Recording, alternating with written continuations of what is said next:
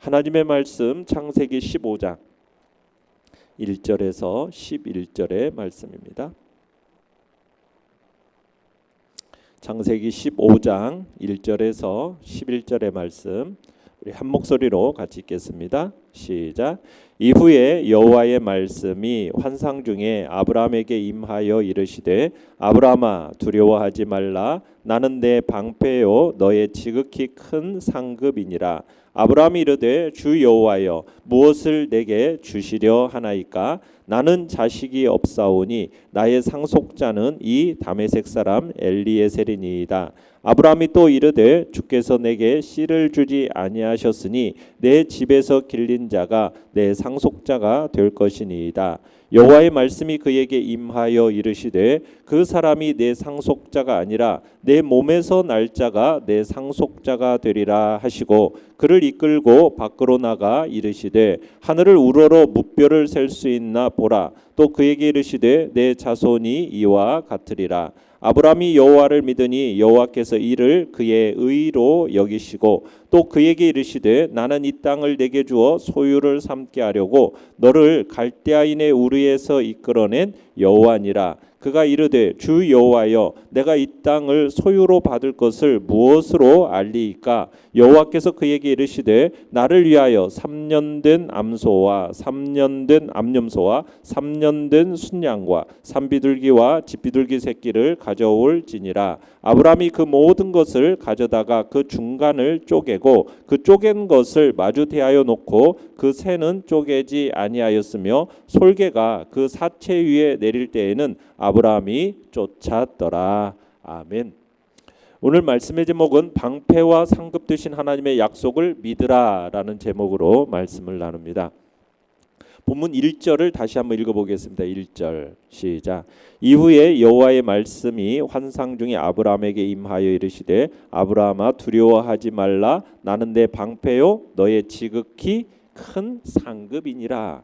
자, 하나님은 환상 중에 임하셔서 아브라함에게 아브라함아 두려워하지 말라 나는 내 방패요 너의 지극히 큰 상급이다 이렇게 말씀을 하고 계시죠. 이 분위기는 뭐냐면 마치 왕이 전쟁에서 승리하고 돌아온 그 장교가 있지 않습니까? 그 장교에게 포상을 내리는 듯한 분위기입니다. 그러니까 상급이라는 것은 지금 전쟁에서 돌아온 병사에게 내리는 보상을 뜻하기도 해요. 우리가 어제 말씀에서 보면은 아브라함이 소돔 왕이 그 물질 그 노량물에 대해서 네가 다 취하라 얘기하지 않습니까? 그때 어떻게 했어요? 거부를 했죠.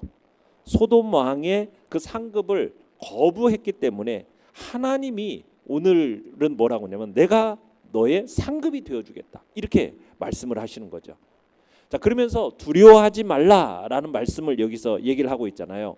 왜 그러냐면 지금 아브라함이 지금 이 가나안 북부 동맹군을 쳐부쉈지만 그 사람들이 또 언제 자기를 보복할지도 모른다라는 그 두려움이 있었다라는 것을 암시합니다. 그러니까 아브라함은 패한 왕들이 자기는 지금 이제 318명밖에 되지 않지만 거기서 또 연합해가지고 복수해 온다면 이건 뭐 얼마나 두려운 일입니까? 또 소돔 왕의 호의를 또 무시하지 않았습니까? 그것에 대한 또 후유증, 그것으로 올 후유증도 두려움이 될 수가 있었던 거예요. 그러니까 하나님께서는 전쟁에서 돌아온 아브라함에게 그 누구도 그 어떤 일도 두려워할 필요가 없다 하면서 그 이유를 지금 명백하게 말씀하시면서 하나님이 뭐가 되신다는 거예요. 내가 너의 뭐가 된다? 방패. 내가 너를 보호해 주겠다는 거예요. 방패가 되겠다. 그리고 내가 너의 뭐가 된다? 상급이다라고 얘기해요. 상급이 되신다는 거죠.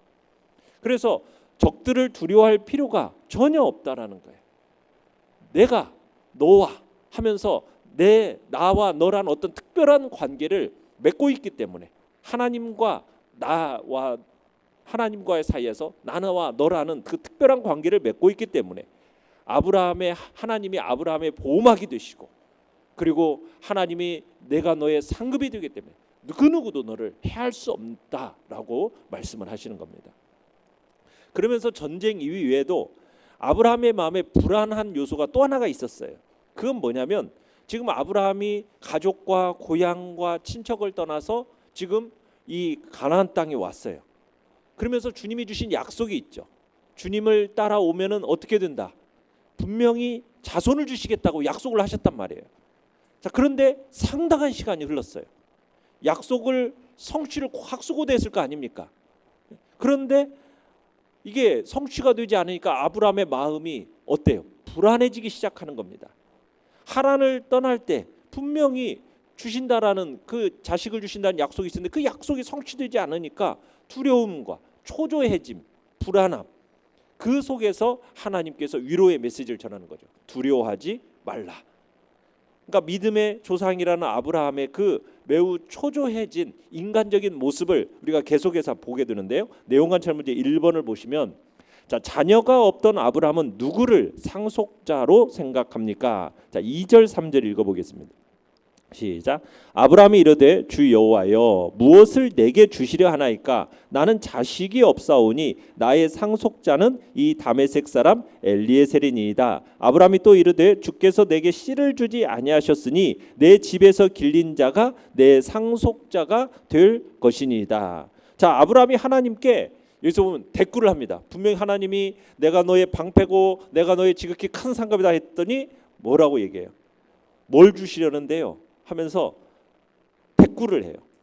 지금까지는 아브라함이 대꾸한 적이 없어요. 그냥 경청하고 순종했던 그런 모습이었는데 갑자기 이제 그 아브라함의 발언을 하는데 그 발언 속에는 뭐가 있어요? 심적인 갈등을 엿볼 수가 있는 거죠. 약속의 이 성취가 지연되고 있다라는 것이 아브라함을 초조하게 만든 겁니다. 자신과 사례는 늙어만 가는데 자식이 태어날 기미는 보이지가 않고, 그래 얼마나 그 마음에 초조함이 생기겠어요. 그러니까 아브라함은 불안한 나머지 나름대로 비상 대책을 세워놓는 겁니다.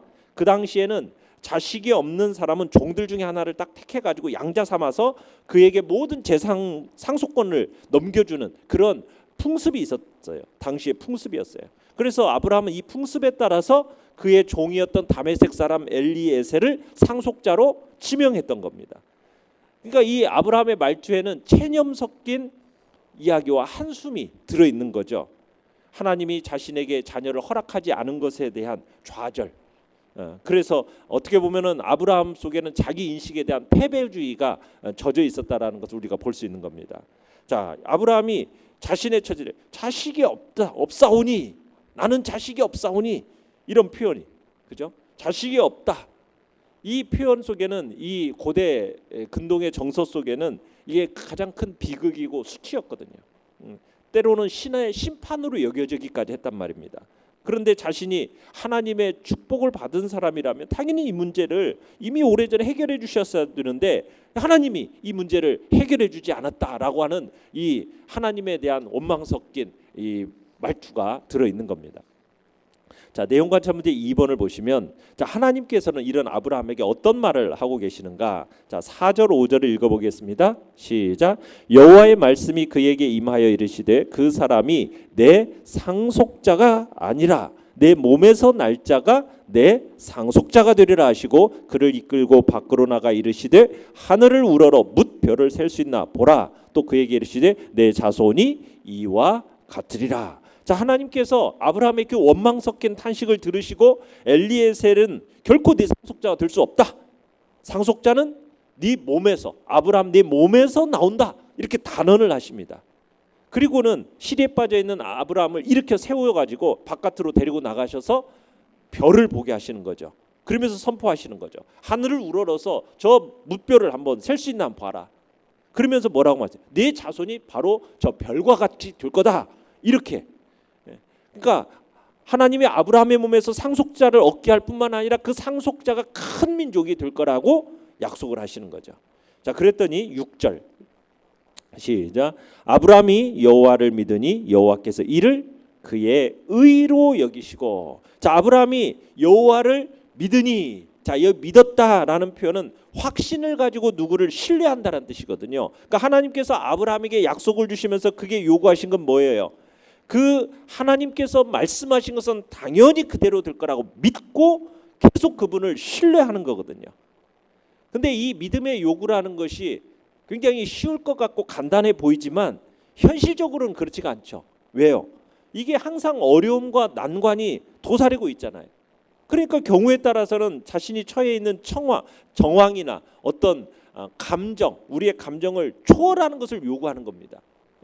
이게 현실에서는 이게 어때요? 벌써 약속은 주어졌지만 10년이 지나가 버렸고 자신의 몸은 점점 늙어가고 있다라는 거 스스로가 느끼고, 그리고 하나님이 분명히 땅도 주신다라고 약속은 했지만 뭐 땅 한 평 가진 것도 없고, 이렇게 방랑 생활하면서 아브라함의 입장 속에서는 나를 믿으라라는 그 요구가 이게 매우 어려운 결단이고 어떻게 보면 강한 의지가 요구되는 겁니다.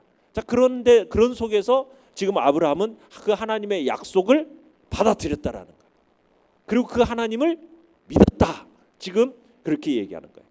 여기서 믿다라는 동사가 이게 뭐 단순히 그냥 믿다, 그냥 그 순간의 어떤 상태를 얘기하는 것이 아니라 계속되는 동작을 의미합니다. 믿었다라는 표현이 계속적인 동작, 그러니까 한순간의 일이 아니라는 거예요. 이 믿음이 하나님께서 너희의 고향과 친척집, 아버지 집을 떠나라 했으는 그 순간부터 믿음을 그 행동으로 옮겼지 않습니까? 그리고 그 10년이라는 세월 동안 하나님을 향하여서 계속적인 지속적인 신뢰가 진행되어져 왔다라는 것을 의미하는 거예요. 그래서 아브라함은 하나님의 약속을 계속 믿어왔고 하나님을 지속적으로 의지해왔고, 그래서 그 의지하는 그 믿음을 하나님께서 뭐로 여겨주셨다고요? 의로 여겨주셨다는 거죠. 그러니까 믿음이라는 것은 단순간 한 번의 어떤 행위로 그것을 믿음이라고 얘기되어지는 것이 아니라 약속이 성취되지 않는 상황 속에서도 그 시간 동안 끊임없이 하나님을 신뢰하고 바라보면서 그렇게 지내온 그 모든 세월에 향하여서 하나님은 인정하시고 그를 의로 여겨주신 겁니다. 그러면서 여기서 이제 우리가 볼 수 있는 것은 뭐냐? 우리 인간은 전적으로 타락한 존재예요. 그렇기 때문에 우리 힘으로 의에 이를 수는 없다라는 것을 여기서 이야기를 하는 겁니다. 우리의 의지와 우리의 힘과 노력으로 의에 이를 수 없고 오직 하나님의 은혜로 말미암아 의를 이룰 수밖에 없다라는 것을 여기에서 밝히고 있는 거죠. 그러니까 하나님이 아브라함에게 주신 나라의 약속은 어떤 거냐? 은혜의 의, 믿음의 의를 근거로 이루어진다는 사실을 여기 본문에서 이야기를 하고 있고, 이게 이제 로마서로 가서 그 로마서에서 이제 바울이 의로 말미암아 믿음으로 말미암아 의로 여겨진다라는 그런 선언이 있게 되어지는 겁니다. 자, 7절 읽어보겠습니다. 시작. 또 그에게 이르시되 나는 이 땅을 내게 주어 소유를 삼게 하려고 너를 갈대아인의 우르에서 이끌어낸 여호와니라. 자, 아브라함의 두 번째 관심사는 뭐냐면은 땅이에요. 땅. 하나님 분명히 땅을 준다고 약속을 하셨어요. 그런데 지금 아브라함의 마음속에 그 땅에 대한 불안함이 있었던 거예요. 그러면서 뭐라고 얘기해요? 너를 갈대아인의 우르에서 이끌어낸 여호와다. 지금까지의 아브라함의 여정을 요약하면서 이게 이제 전형적인 어떤 역사적인 서론인데요. 우르에서 불러낸 이유를 다시 한번 재차 확인시켜 주는 거죠. 이 땅, 7절에 보면 이 땅을 아브라함 네 눈앞에 펼쳐진 이 가나안 땅을 내가 너에게 주기 위해서 그 갈대아 우르에서 너를 불러낸 거다. 하나님께서 아브라함에게 주신 그 약속을 다시 한번 주겠다라는 다시 한번 재차 확인이 있는 거죠. 그러니까 하나님의 말씀에 순종함으로 나온 그 아브라함에 대한 약속, 그것을 지금 다시 한번 확인시켜 주는 겁니다. 그러면서 8절 읽어봅니다. 8절 시작. 그가 이르되 주 여호와여 내가 이 땅을 소유로 받을 것을 무엇으로 알리까? 이번에도 이제 아브라함이 이제 하나님의 말씀에 대꾸를 하는 거죠. 하나님 말씀대로 그의 자손들이 가나안 땅을 소유하게 될 거 어떻게 제가 그러면 알겠습니까? 이 발언은 믿지 못하겠다라는 취지에서 비롯된 어떤 불신적인 반론이 아닙니다. 아브라함은 지금 하나님을 신뢰하고 있어요. 믿었다고 그러지 않습니까? 신뢰하고 이곳까지 왔고 그 믿음을 하나님이 인정해 주셨어요. 그러니까 이 말을 하는 의도는 뭐냐면 그러면 일이 이렇게 될 것에 대한 보장으로서 일종의 증표를 달라는 뜻이에요. 증표를.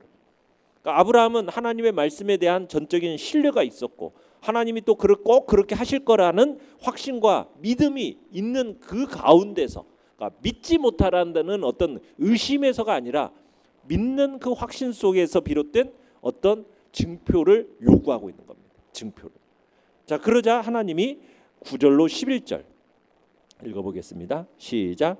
여호와께서 그에게 이르시되 나를 위하여 3년 된 암소와 3년 된 암염소와 3년 된 순양과 산비둘기와 집비둘기 새끼를 가져올지니라. 아브라함이 그 모든 것을 가져다가 그 중간을 쪼개고 그 쪼갠 것을 마주대하여 놓고 그 새는 쪼개지 아니하였으며 솔개가 그 사체 위에 내릴 때에는 아브라함이 쫓았더라. 지금 하나님은 증표를 이렇게 요구하는 아브라함에게 뭐예요? 짐승들을 준비해 오라는 거예요. 그래서 준비해야 할 짐승으로서 3년 된 암소 한 마리, 3년 된 암염소 한 마리, 3년 된 순양 한 마리, 산비둘기 한 마리, 집비둘기 한 마리, 총 5마리를 준비케 합니다. 자, 그런데 이 짐승은 뭐냐면 제물로 바치기 위한 게 아니라 언약 체결에 관한 거예요. 언약 체결.